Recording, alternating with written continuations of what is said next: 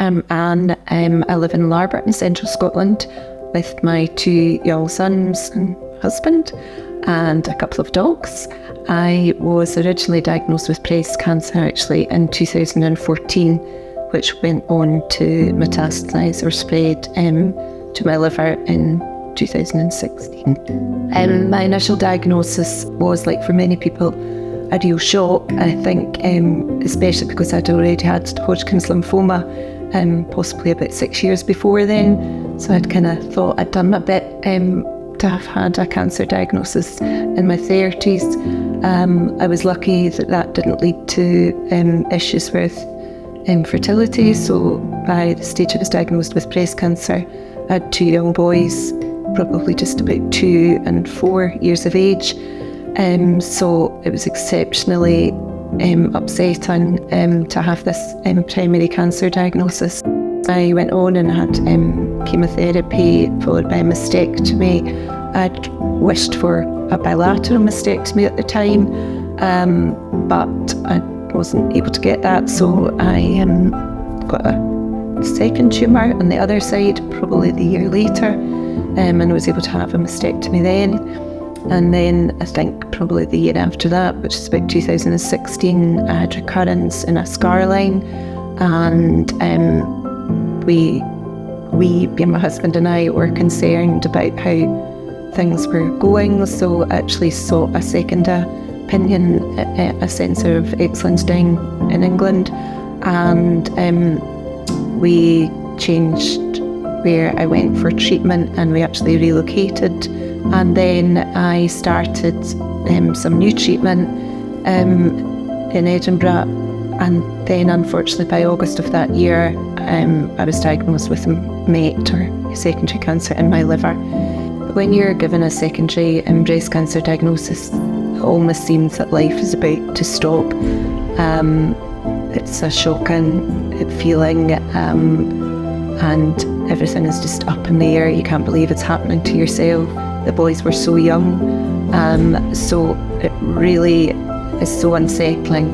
You don't know, your only thought is for your children and wanting to be with them for as long as you possibly can, and knowing that all these hopes and dreams that you've had have possibly just been taken away from you.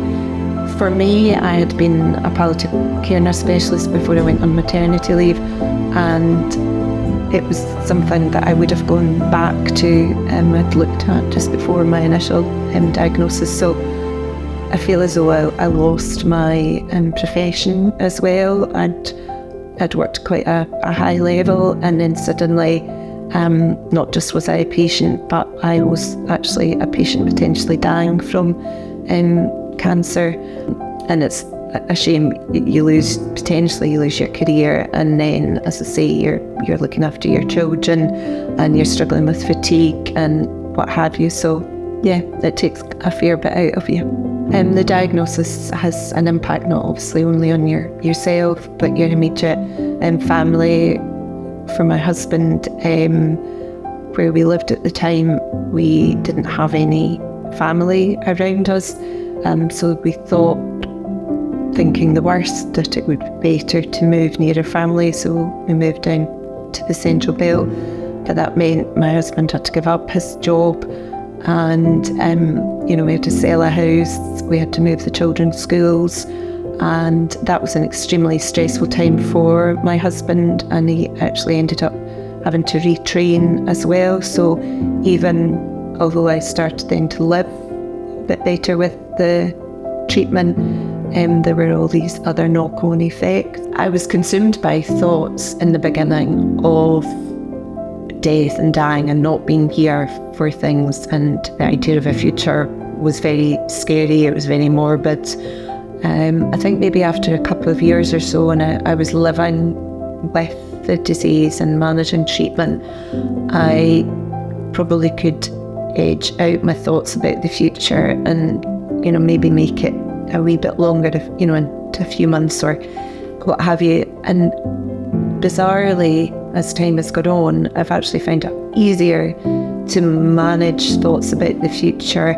I don't put them long into the distance, but I would plan or have hopes for likes of next year just now, and I'm grateful for the time that has happened, and I'm probably more aware of the things that happen day to day or month to month that are truly special. And I think that it makes me feel quite emotional.